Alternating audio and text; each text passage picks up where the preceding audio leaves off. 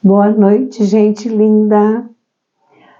Antes de eu começar a passagem do Evangelho de Marcos, eu quero explicar para vocês que a minha voz está desse jeito. Inclusive, eu estou em falta, deixei de gravar no último domingo. Nós não tivemos gravação, porque eu fiquei mesmo em falta de mandar para o YouTube. Eu perdi a voz, fiquei completamente rouca e ainda estou afônica. Então, minha voz está assim presa, está difícil demais. Quero pedir desculpa para vocês, porque está horrível minha voz, tá? Mas eu vou tentar ir até o fim. Se eu não conseguir, mais uma vez, então eu deixo de gravar, mas eu tenho certeza que eu vou chegar até o fim. É uma passagem pequenininha, está no Evangelho de Marcos, capítulo 11, do versículo 27 ao 33, é pequenininha. Interrogação acerca do batismo de João. Aquele batismo que João fazia nas águas do Rio Jordão. E vale aqui dizer que João tinha muitos discípulos, tá? Assim como Jesus tinha discípulos, João também tinha seguidores dele. E essa questão do batismo, João trouxe da escola que ele frequentou, que era junto aos essênios. E os essênios tinham essa questão da purificação nas águas. Eles gostavam muito de águas.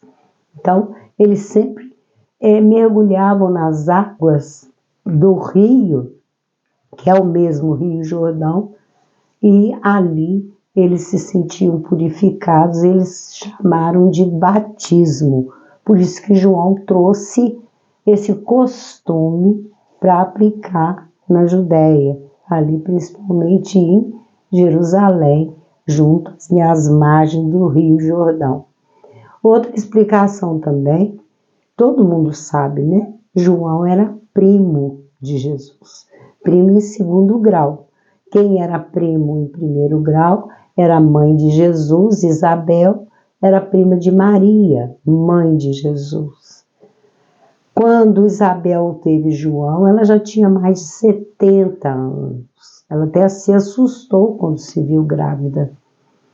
E, ao contrário, Maria ficou grávida de Jesus com 16 anos. Então, assim, uma novinha demais e a outra bem mais velha, né? O pai de João era Zacarias, e que todos se assustaram quando o menino nasceu, foram perguntar o nome, e quando Maria disse que era Isabel disse que era João, todos se assustaram, porque era costume no meio do povo judeu que o filho primogênito, o mais velho, ele receberia sempre o nome do pai. Então ele deveria se chamar Zacarias. Mas tanto Isabel quanto Zacarias respondem que não. O nome dele seria João, a mando do anjo Gabriel. Ele mandou que o menino se chamasse João. Então, é muito interessante a história, porque eles eram primos, mas eles não viveram nada juntos, a não ser um curto espaço na infância, quando Maria visitava Isabel, por ela ser bem mais velha, né? Ela sempre visitava essa prima. Os dois regulavam a idade bem próximo. João era um pouquinho, meses, mais velho do que Jesus. Quando Maria visita Isabel já com a gravidez adiantada, ela diz: a chegada da mãe do meu Senhor. E com essa chegada, a criança se moveu dentro do meu ventre. Olha que coisa mais bonita. João, ele veio com a destinação de anunciar Jesus como Messias, e ele fez isso. Ele não tinha medo, não. Ele falava mesmo: após mim vem aquele que eu não sou digno nem de desatar as alparcas. Mexer no cadarço das sandálias ou daquele sapato que eles chamavam de alparcas, copiando essa frase lá de Isaías, dizendo que ninguém era digno de desatar as alparcas. João tinha assim um respeito muito grande, porque ele tinha certeza que Jesus era o Messias. Ele cumpriu a profecia dele, que era anunciar Jesus, e ele anunciou mesmo. E ele não tinha medo não, ele desafiava aquele povo todo.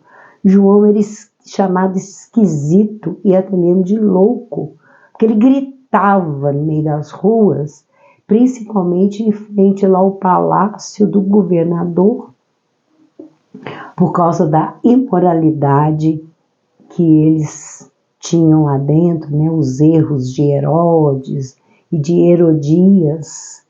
Então João, ele botava os podres dessa família para fora. Tanto é que ele foi decapitado, ele foi morto por causa disso. Então, João não conviveu frente a frente junto com Jesus. Ele foi para a escola dos essênios e Jesus ficou na Galileia. Ficou em Nazaré junto com a família, com a mãe. O pai muito cedo desencarnou, ele ficou com a mãe e os irmãos. Tinha 5 irmãos, está descrito na Bíblia, tá bom? Alguns curiosos dizem que esses irmãos eram filhos do primeiro casamento de José, porque José era viúvo, muito, muito mais velho do que Maria. Mas isso não tem nenhuma afirmação aqui não. Aqui diz que ele tinha esses irmãos, uma irmã e 3 irmãos. Eles eram 5 com Jesus. Vamos então à passagem. E tornaram a Jerusalém, ou seja, eles estavam em Jerusalém, saíram para Betânia e voltaram para Jerusalém. E tornaram a Jerusalém.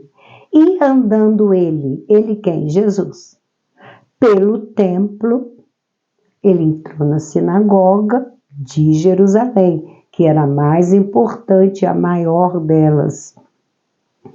Andando ele pelo templo, os principais dos sacerdotes, que eram aqueles príncipes, né?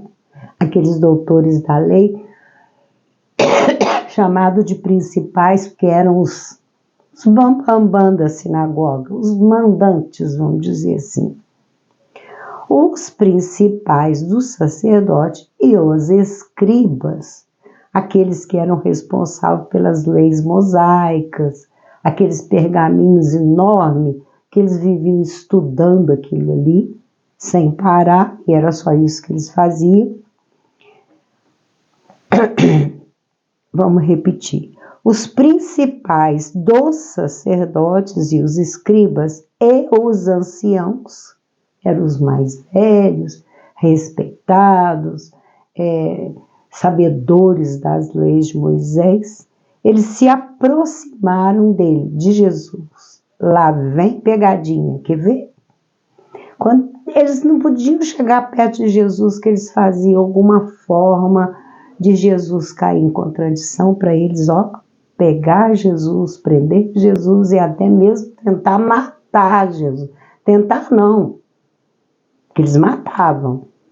Todos aqueles que blasfemassem contra as leis de Moisés eram jogados no precipício, eu já expliquei isso aqui. Então eles viviam doidos para Jesus cair em alguma contradição, para eles terem um motivo para matar, jogar nesse tal desse precipício lá. Gente ruim, né, gente? Cruz credo. Então eles se aproximaram dele e lhe disseram: com que autoridade fazes tu essas coisas?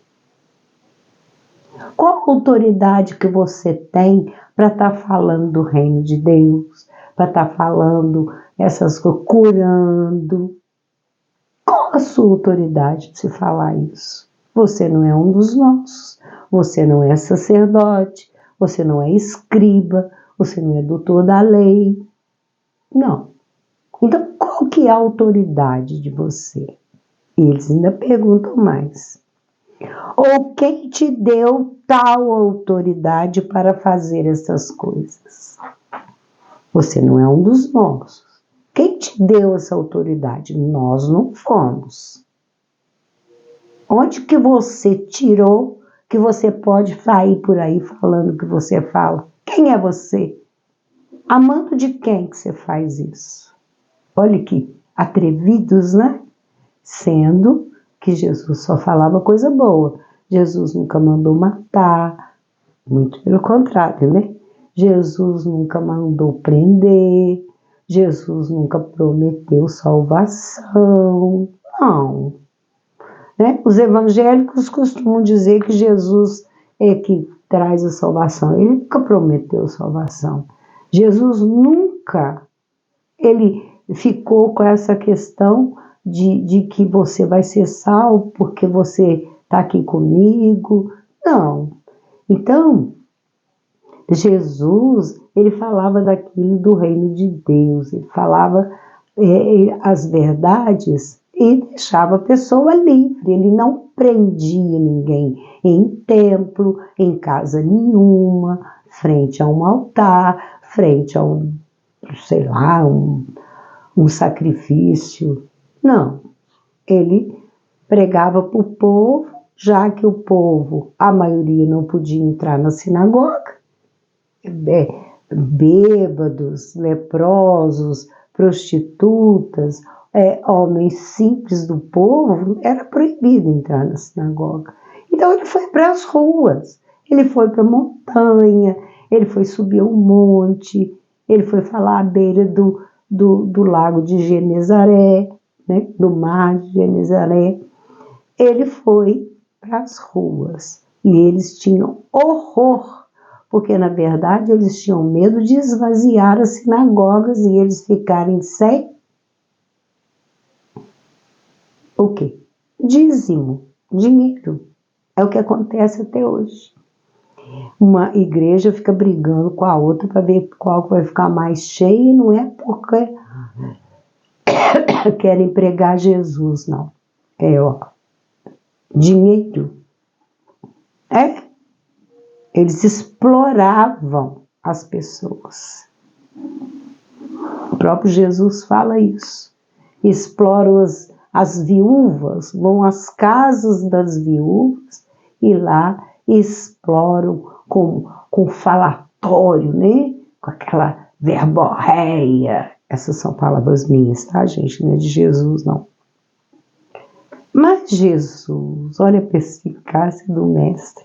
Toda vez que fazia uma pergunta para ele, ele devolvia com outra pergunta. Então, quando ele é criticado por causa de estar recebendo pecadores e publicanos, o que ele fala? Qual homem dentre vós que tem 100 ovelhas não deixa no deserto as 99 e não vai após a perdida até que venha achá-la? Ele encosta os escribas e fariseus na parede com outra pergunta. Quem de vós não vai atrás da ovelha perdida? Eu estou recebendo os escribas e fariseus. Desculpa, gente. Estou recebendo os pecadores e publicanos. Por quê? São ovelhas que eu quero trazer para o meu rebanho. Então, Jesus respondendo disse-lhes: também eu vos perguntarei uma coisa, e respondei-me. Já que vocês podem me perguntar, eu também vou perguntar. E então vos direi com que autoridade faço essas coisas. Dependendo da resposta de vocês, eu respondo o que vocês me perguntaram. Com que autoridade que eu faço essas coisas. Olha o que Jesus vai perguntar para eles. O batismo de João era do céu ou é dos homens? Responde. Respondei-me. João batiza nas águas. É do céu ou é dos homens? Tchan, tchan, tchan, tchan. E eles arrazoavam entre si, dizendo: o que arrazoavam? Eles gostavam muito de conversar no pé do ouvido, fofocar, caluniar, maledicência. Eles ficaram ali trocando ideias. E agora? O que a gente responde para ele? Eles trocavam ideia porque eles tinham medo de também cair, de cair em contradição. Assim como eles queriam que Jesus caísse. Como eles eram muito exigentes com as leis de Moisés, e agora o que a gente responde sobre esse tal desse João? O batismo é do céu ou é dos homens aqui da terra? Então tem uma pergunta entre eles. Se dissermos do céu, ele nos dirá então por que não crestes? Por que vocês não acreditam em João? Porque eles não acreditavam, eles não gostavam de João. E João também nem dava confiança. Acho que João nem nunca entrou numa sinagoga. Ele vivia para os desertos afora, se alimentava de gafanhotos de mel silvestre. Ele era considerado louco, ele era considerado, né, um herege. Ele gritava mesmo, ele falava mesmo, e ele não dava confiança para os escribas e fariseus. Se a gente falar que é do céu, esse Jesus vai perguntar: por que então vocês não acreditam nele? Se, porém, dissermos dos homens, tememos o povo. Se a gente falar que as coisas que João faz é dos homens e não de Deus, não do céu, o povo vai ficar contra a gente. Por quê? Aqui tem explicação. Porque todos sustentavam que João verdadeiramente era profeta. Ele era um profeta. Ele vivia gritando umas verdades, falar do reino de Deus, falar da vinda de Jesus. Então, um profeta. Ele já falava da vinda de Jesus desde jovem, que Jesus era o Messias. Se a gente falar que é aqui dos homens, esse povo vai ficar contra a gente. A gente vai mostrar que não acredita no batismo dele.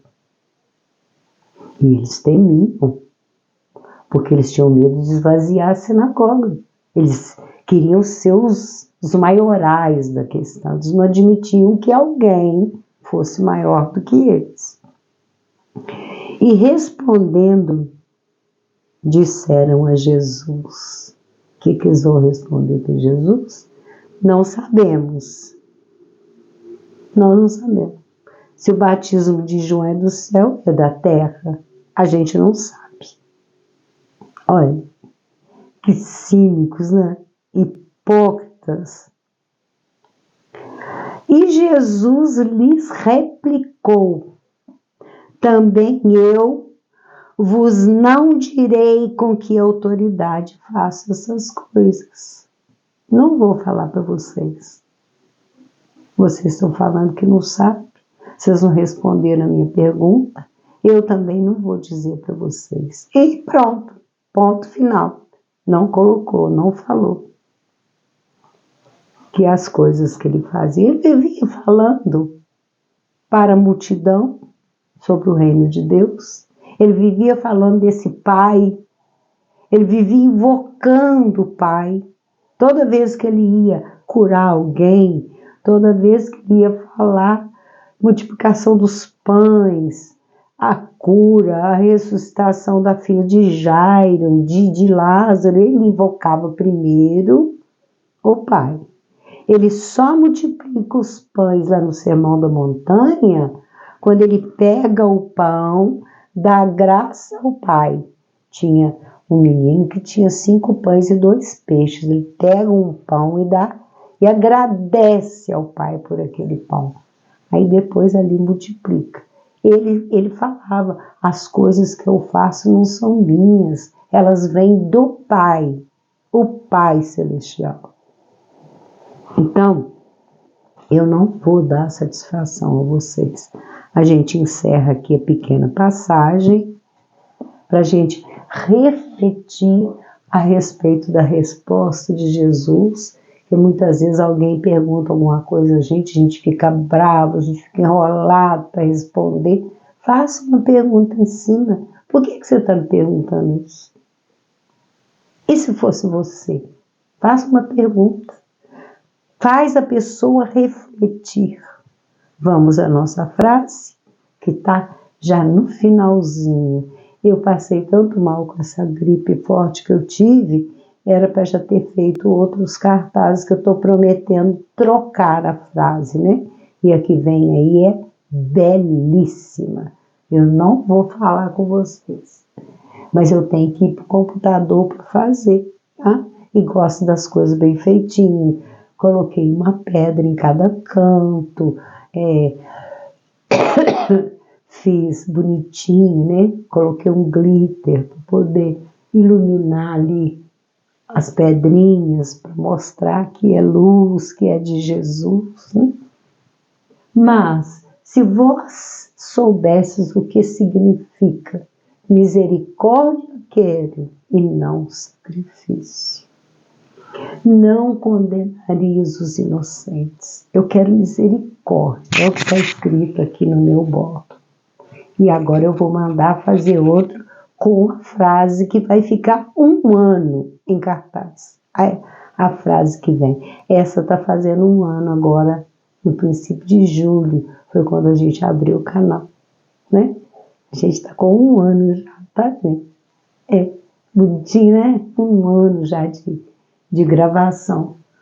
Se vós soubesse o que significa misericórdia, e ele aqui coloca, não sacrificarias os inocentes. A gente vê tanto sacrifício de criaturas pobrezinhas, nossas criancinhas, nossos pequeninos. A gente vê tanto sacrifício, a gente vê tanta coisa injusta, né? Fome, miséria, falta de habitação, falta de água, falta de decência na vida. A gente vê tanto isso acontecer, criaturas inocentes que vão a um tribunal, são julgadas e condenadas e muitas vezes não estão nem entendendo o que está acontecendo com elas.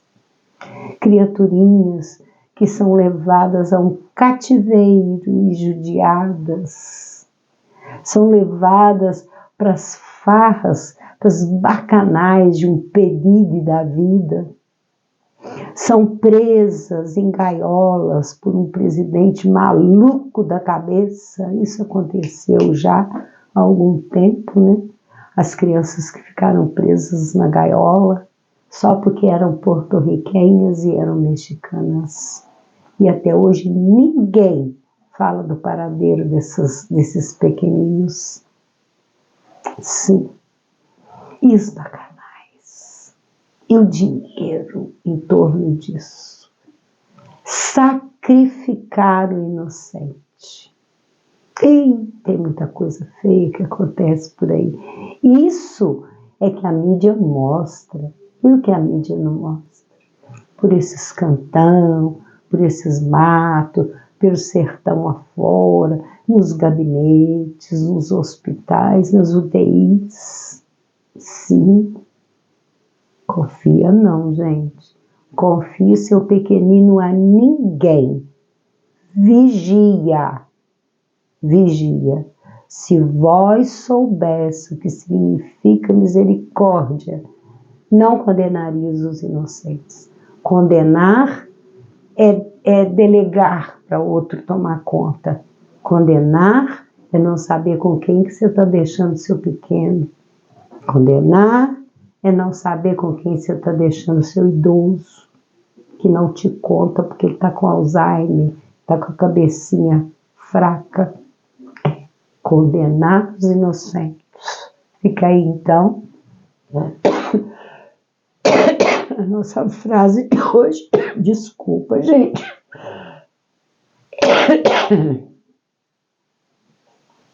Horrível. Mas isso vai passar. Hoje alguém me ensinou a tomar chá de casca de cebola, que é bom para rouquidão. Eu não sabia. Então, vamos ao nosso presente. Gente, eu aproveito tudo que vocês podem imaginar.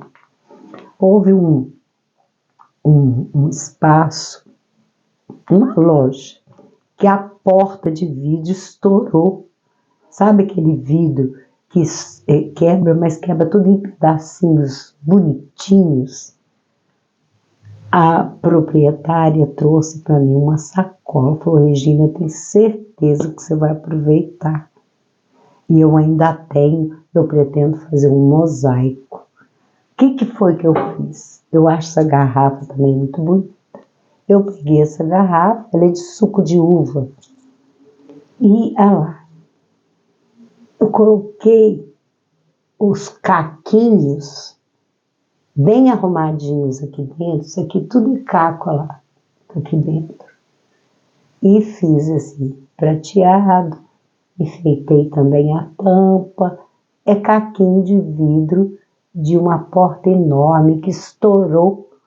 Os profissionais estavam lá consertando a porta lá do espaço dela e esse vidro esbarrou em algum lugar e pá! Estourou, caiu esse monte de caco pelo chão. Eu vou fazer agora um mosaico. Tá aí, então, nosso presente de hoje. Gente, a tampa é lacrada. Ela é lacrada com aquela cola instantânea que para descolar isso aqui não tem jeito. Porque eu fiquei com receio de criança, de estampar, querer tirar alguma coisinha aqui, até mesmo colocar na boca ou se machucar. A tampa é lacrada, ela não abre não, tá? É lacrada. Então tá aí o nosso presente de hoje. Não dá para vocês verem, mas vocês precisam ver quando a luz bate. E isso brilha, dá um brilho lindo, maravilhoso. Agora tem uma coisa, é pesado, muito pesado. Fica aí então o nosso presente de hoje e como presente também um beijo no seu coração.